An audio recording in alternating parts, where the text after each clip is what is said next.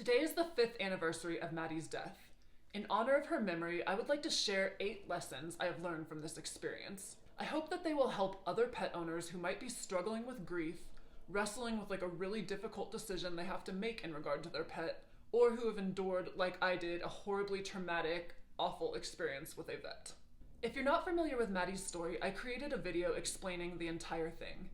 But in a nutshell, Maddie was a feral kitten that I rescued who had severe aggression issues.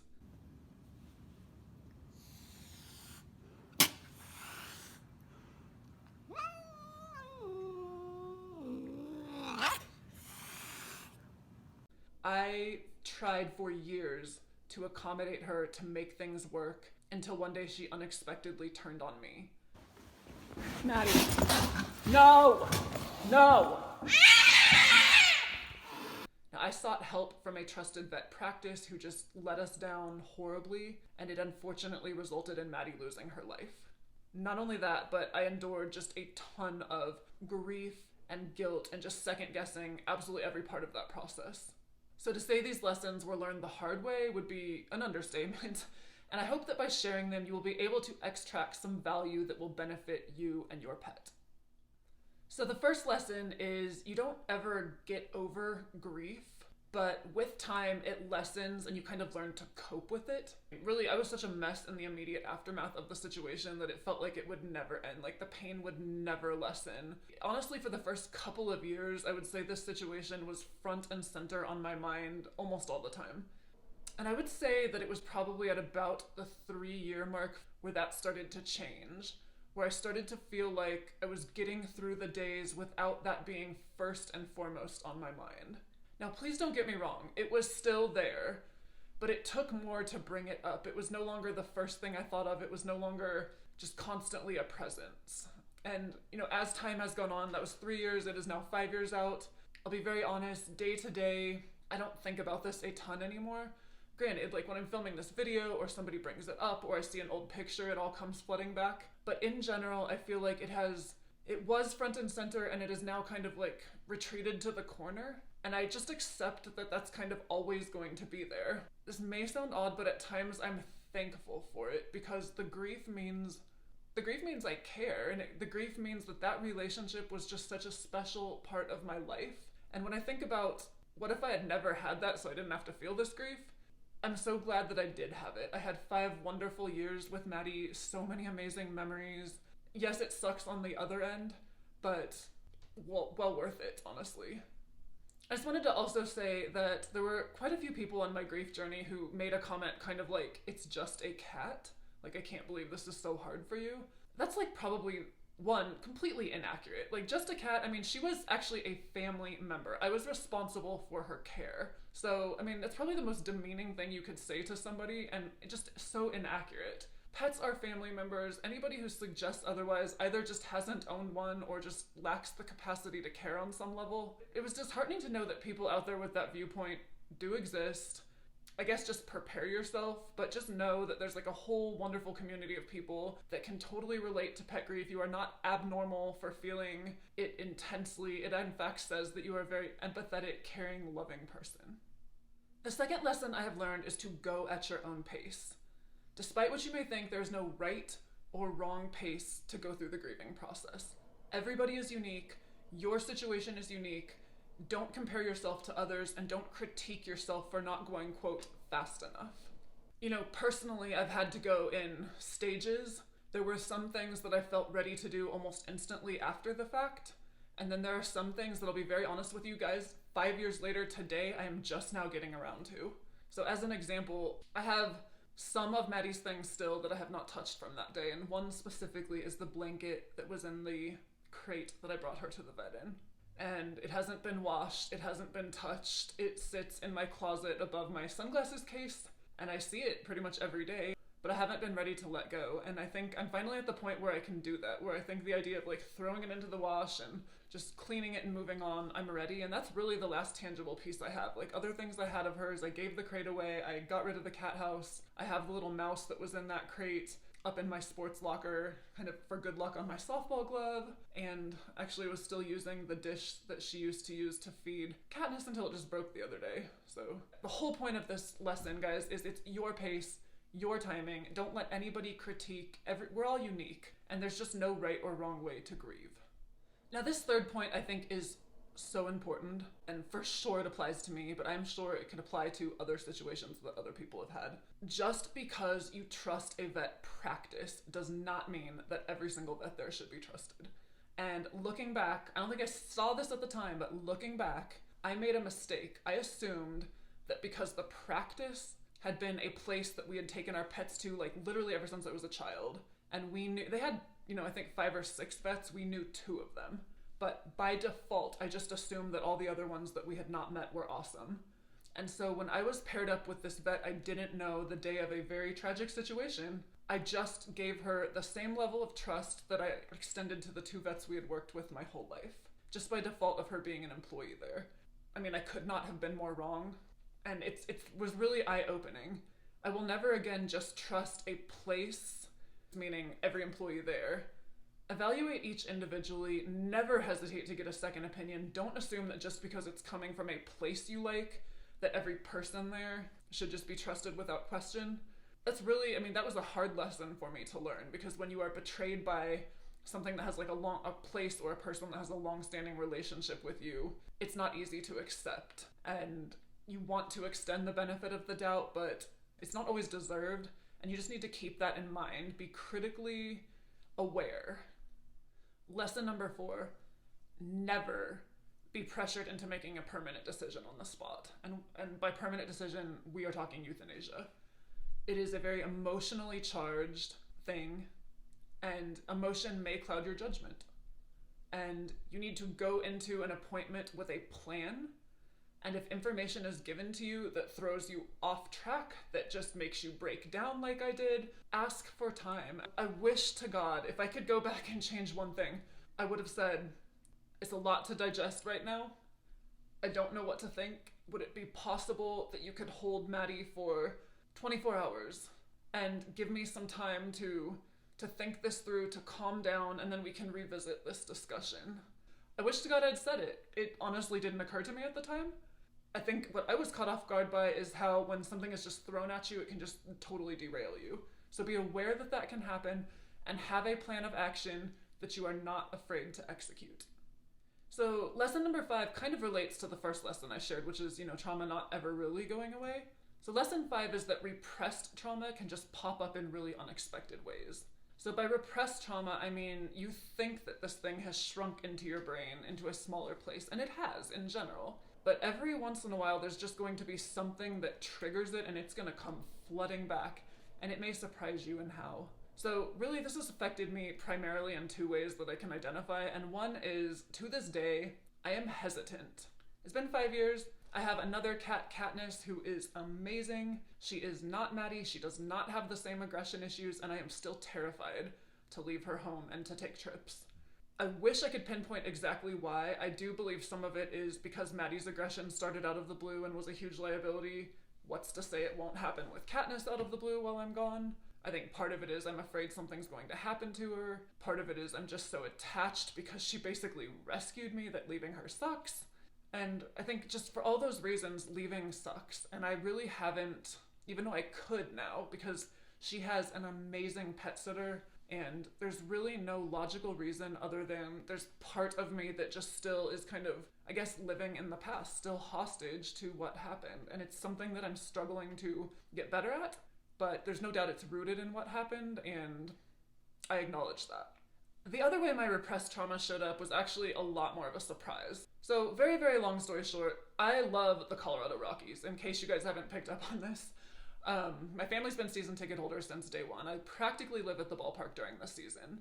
And I manage a Twitter account, just for fun, for the Coors Field Cats, which is essentially a group of feral cats that live in and around the ballpark where the Rockies play. Those cats are cared for by some volunteers, and the volunteers help feed and watch out for them and have sought medical care and have trapped and released and gotten them neutered and spayed, and they're just amazing women. Well, one day, one of these women informed me that she had trapped the main Coors cat's name is Socks. So she had trapped Socks' son, Socks Jr., who just looks so much like him. And essentially she messaged me on Twitter and she asked me if I wanted to foster him, if I wanted to have him come to my house, try to work with him, get him, see if he could become a pet, essentially. And you guys, when I got that tweet or that message on Twitter, I was so excited. So excited. Like, I used to joke about a ballpark cat running across my lap at games and how I would, keep it and put it in my bag and take it home. Well, this was actually my chance to own a ballpark cat from Coors Field. There could not have been a more perfect scenario. Of course I said yes, brought him home, and I don't even know how else to say it, except it was a huge disaster. I kept him in the downstairs bathroom in my home, which is where Katniss used to stay when she was a kitten. I isolated him there, and one of the first times I opened that door to feed him or to go in, he's hunched in the corner, he's hissing at me. And I did not know at the time that feral cats typically aren't aggressive. I kind of my mind went back to what Maddie used to do, which was just to lunge at somebody and just start attacking viciously. I thought that's what he was gonna do. I slammed the door, I was scared. And just long story short, the fear that I used to feel, the flashbacks, the memories, it just all came flooding back and almost rendered me useless in caring for this poor cat. And he was awesome. So Jenny, that's the name of the woman who had trapped Socks Jr.'s son. And by the way, I'm gonna put her Instagram handle up here because she's just so amazing. She does a lot of kitten rescue stuff. You guys should definitely check her out. But Jenny would tell me over the phone as I kind of explained what was going on that the things that I was describing about Socks Jr., that he was doing amazing for a feral, that it was really unusual to see the type of progress. I would crack open the door and wave a cat wand and he would follow it with his eyes. All of that was going well, and she was telling me that it was going well, and yet I was having anxiety attacks to the point where I was bursting into tears. And just long story short, I am stunned that it bothered me that much, that much trauma existed in my body that just came flooding back. And I learned from that experience that these things can affect you on deep levels that you may not even be consciously aware of. And so if a repressed trauma comes back to the surface, I guess don't be caught off guard and don't think that you're weird or abnormal. Jenny was awesome. She ended up coming to pick him up from my house, and she ended up fostering him and finding him an amazing family. I did, a few weeks after that, go to her house and see him and was able to much more comfortably interact with him. But I still feel a little bit of embarrassment and just bewilderment that was even an issue. I look back and I think my trauma is the reason that I don't have a ballpark cat at my house when that had always been a dream. So that's just a personal story. But again, don't be surprised if it does come back and hit you at weird times. It's normal. You're normal. There's nothing wrong with it. So this sixth lesson I think can apply to a lot of things in life. And that is just that there are definitely people and sometimes places that are just worth cutting out of your life. And this comment is coming from somebody who will talk to almost anybody from my past. I do not take cutting somebody out of my life lightly. However, there are just some things that cannot be either forgiven or that it's just better to, it's better for your mental health, it's better for your state of mind, it's just better to eliminate. So one example would be the vet. I absolutely will never seek services from that woman ever again. I don't lose sleep over having made that decision. The other one, also mentioned in the video that I filmed about Maddie, there is a person who I suspect, I cannot prove, hurt Maddie while he was pet sitting for her during the first year of her life. And really, we have not spoken in 6 years. So he doesn't even know what happened to Maddie, and he certainly doesn't know anything about Katniss. Well, about 8 months ago, I got a LinkedIn request from him, just a connection request. But there was no personal note attached, so I wasn't really sure if LinkedIn was just sending it as a suggestion because maybe our emails were still connected somewhere out there in cyberspace, or if it was really legitimately sent by him. So after a little bit of debate, I just deleted it. I thought, if this guy is trying to get in touch with me, I will hear from him. Well, lo and behold, about 2-3 weeks ago, I got a text. Now, I'm just almost certain it was a fishing expedition. He was looking for a response. No clue why. And I wrestled for about a week about should I respond to him. And ultimately I decided not to. Ultimately I decided that this is somebody who I think I'm just better off not speaking with. So I never replied. And ultimately this all circles back to life is too short to be toxic. If there are people If there are places, if there are situations that you are just better off kind of axing from your life, then do it. There's no point in bogging yourself down with all of that negativity. Lesson number 7 is never speak in absolutes. Which, yes, I do realize it's speaking in absolutes just even in saying that. But I think this is so important because life has this way of, you say something in absolutes and then life has this way of like coming in like, ha ha ha ha, just kidding.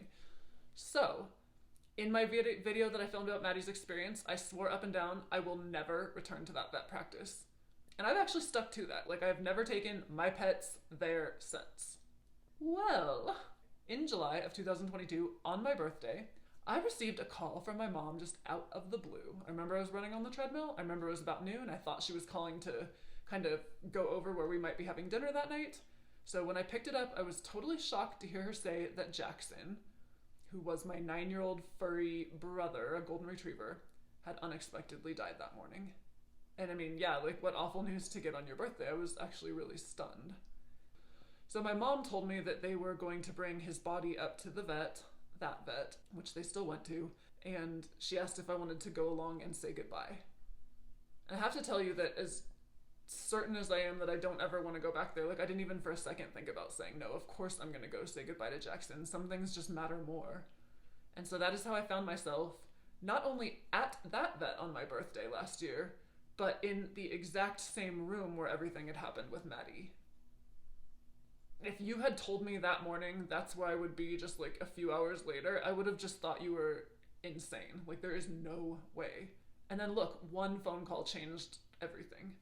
You know, being there wasn't actually as hard as I thought it might be, and I think it's just because I was so stunned and preoccupied with Jackson. I just find it really interesting looking back that as steadfast certain as I was, life just came up and happened, and then I went back so quickly because it meant more to me to be there for my fur brother than it did to stick to that principle. So I've just learned in general from this, making absolute statements probably not the best thing in life. You can be 99.9% certain about something, but you need to always leave that teeny bit of flexible possibility in there that something could happen to change that. My 8th and final lesson, which I really think is probably the one I want to stress the most, is that the very best way that you can honor a beloved pet's life is to turn a negative into a positive. And what that looks like looks different for everybody. I know people who foster animals. I know people who donate their time at shelters. I know people who have donated money to like plant a tree or donate money to another cat's medical treatment to continue their beloved pet's memory and legacy. And there's just so many other things you can do in addition to that. For me, turning a negative into a positive has taken just a variety of forms. I not only created this channel to share cat content and to share Maddie's memory/legacy, I manage the Twitter account for the Coors Cats. I am a pet sitter on Meowtel. I have absolutely taken in strays here and there and helped reunite them with their family when I have that chance. I help care for a colony of ferals that live about an hour north of my house. It's actually the colony Katniss was born to. Basically, I just have this like constant radar that's always on. Like if I see a situation, how can I give back? There's no one way that I try to turn it into a positive. There's many little ways. And every time I do something that brings a smile to somebody's face that helps another cat in a bad situation, I feel like a little piece of Maddie's legacy is out there smiling. So if there's one lesson I want you to take from this is if there's a bad situation, use that situation, turn it into something positive that benefits someone else, another pet, yourself, whatever that looks like for you. Totally a personal decision. But when you do that, you will feel just not only this peace, but this power that you can get through this. It's never ever easy. It always sucks to lose a pet. But by sharing their legacy, by helping others, by making them smile, that is like literally the best possible outcome. So in honor of the 5th anniversary of Maddie's death, which just happens to coincide almost identically with her 5th birthday, I just want to say thank you guys so much for listening to this video. I hope that some of the lessons that I've shared have some value for your situation, that you can use them to improve things, to just move forward in a positive way. I will never ever forget her. She was just an amazing addition to my life. Yes, there were issues, but I've learned from them. I hope that what I've learned can help others. If you did find this video helpful, please like it, subscribe to the channel, and consider sharing it with another pet owner who you think might find value in these lessons. I as well as Maddie's legacy, would be so grateful. Thank you, and look forward to seeing you in the next one.